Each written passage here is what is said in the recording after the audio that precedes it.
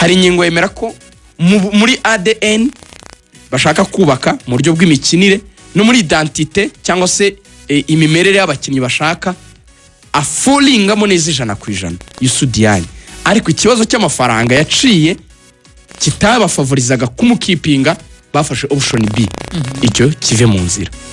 Chimanga yambwiye ko adahuye n'uburyo bashaka gukina period. Turashaka gukina umupira wo hasi aho duhera kuri gardien dupasanya tugahaba defenseur tugasohora barigendera hasi. Ntabyo yumva pe. Chimanga n'umukinyi udegaje ibyo nibyo. Ibe. Nambaye costume y'umutoza ndi kumwe na hari ingingo. Yambwiye ati mukunda abakinyi mu Rwanda b'amagange b'amajeya.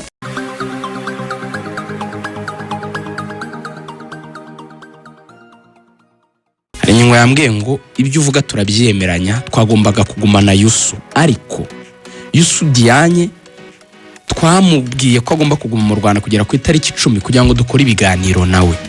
Hanyuma tujya mu biganiro nawe.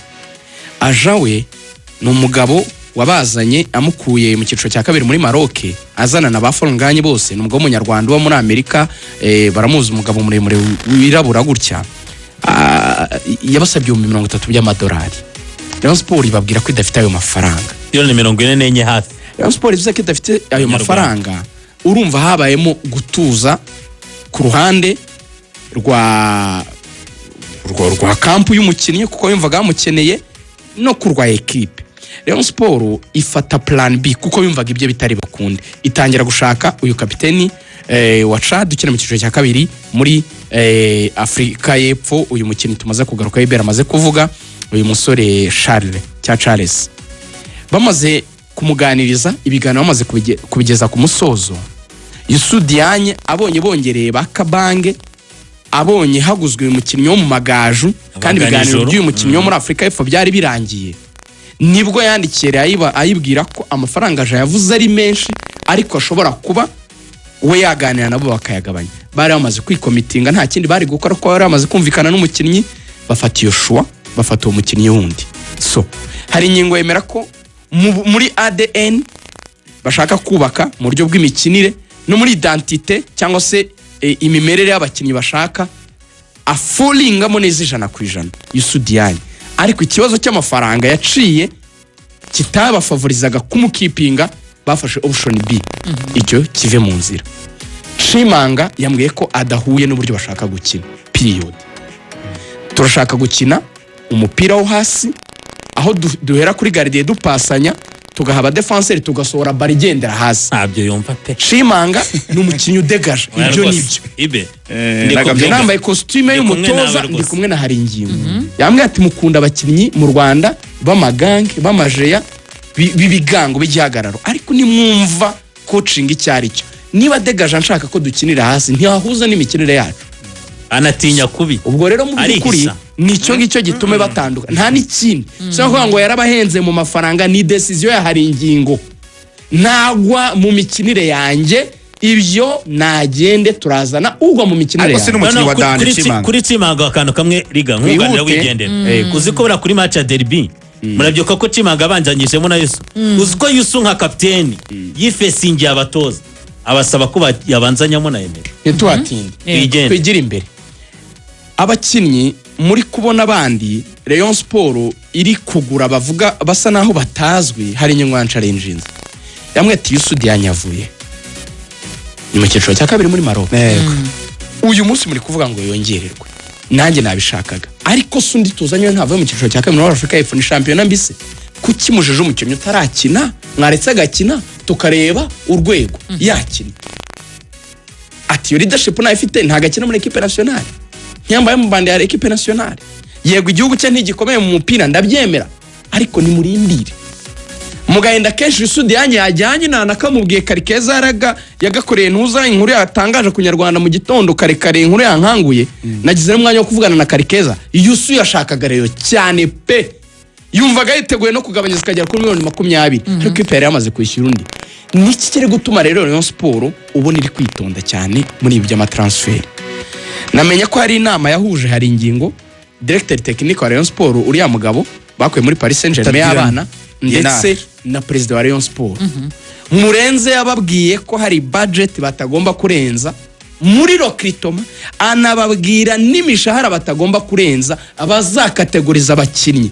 Hari abakinnyi classe ya mbere, ya kabiri n'iya gatatu bazahembwa bingana n'amafaranga ikipe ishobora kuzabona. Murenze yavuze ati ntabwo nshaka kuzana abakinnyi ngo njye mu muntu miliyoni 5, undi 3, undi 2, noneho nisange nagiye muri payroll miliyoni 70 tudashobora kubona, usange tugize ikibazo cy'imishahara. Ikintu cya mbere bigiye kuri wa muyobozi wabaye muri Rayon Sport, uyu mugabo Jean Fidel, tubanze tugire imishahara dushobora kubona, minzi turi bukoreremo zingane nibyo dushobora kubona. Rokritoma ntibashaka kujya mu madeni, tugura abakinnyi mu mafaranga dushobora kwafodinga kubona, apana gusigara mu madeni ejo tukazisanga dufite ibirego muri FIFA. Urugero rworoshye, Rayon Sport muzi ko itarahereza umukinnyi witwa Kuyate Rokritoma ye yamaze kwirega muri FIFA. Rayon Sport ifite ikirego cya Idrissa Kuyate kiri muri FIFA. Ubu hari ingingo yambwiye ati nuko umuganiriza tukamwinginga tukamugusha neza tukareka ko twamuha make wenda niba twemera ko twanatandukana, kuko nawe niba mufite muri projet zabo uri murayibona. Yego. So niki rero kibaye muri Rayon Sport nsoza. Reyo abafana barashaka ko ihita izana abakinnyi bahenze bakomeye bagurwa amafaranga menshi bafite amaprofile akomeye, ariko bakirengagiza ikintu kimwe. Ese muzi ko na Skol mwatandukanye mutara undi mufatanya bikorwa? Amakuru ufite muri no gushaka kongera gusubira mu biganiro ngo ibe yajya wenda no mu mugongo mu ndi mufatanya bikorwa w'imbere. Ese muzi ko mutagira amafaranga nka ya APR? Ese iyo nsabira ya amafaranga mvuga ni RDB nibahe murakennye, bamwe akavuga ngo ya ngo uravuga ngo turakennye turusha amafaranga, muzi ko yikennye ni mvugo ndatinya gukoresha, muzi ko yagira ubushobozi buke. Rero nta ikipe yagura ibiruta ubushobozi bwayo. Umunyarwanda aciye umugani ngo ihene irishiriza ku burebure bw'ikiziriko cyayo. Simbisi ihene, ariko nukuvuga ngo ubushobozi bwanyu bubemerera abakinnyi bahendutse badahenze ku mishahara. Ese kuvugana nabo bavuga ko bari izihe ntego bafite, wenda niyo mpamvu abariyo nizo nukubaka ikipe ingana n'ubushobozi bafite n'imishahara bafite. Nta ikindi bagomba kugura abakinnyi benshi barashoje, bari gusezera abakinnyi benshi baguzwe bafropinze, kuko bazagura benshi bagomba kudatanga menshi cyane, kuko bazagura benshi cyane. No kuvuga ngo intego amatsinda ya Confederation, kuko niyo bategereje abariyo si n'igikombe cya Champions. Yose ndabibaza bo barambwa ko Sekafa bazayikoresha nk'irushanwa ryo kwiprepara kugira ngo bategure champion no mwaka utaha, niyo bashaka umwaka utaha champion. Ngo kwizera bigishwe biragenda bite? Barashaka kumuganiza akiva mu mavuyo ariko yakongera, baramukeneye baramwemera pe. Bizabayenda koko kuri ofa ye ya y'ibihumbi 120 n'indi y'ibihumbi 80 ya 80 iri na serie cyane. Ariko muri rusange dusoza amasegonda gake kuri Reyo, hari ingingo aravuga ngo tuzubaka ikipe iri competitive.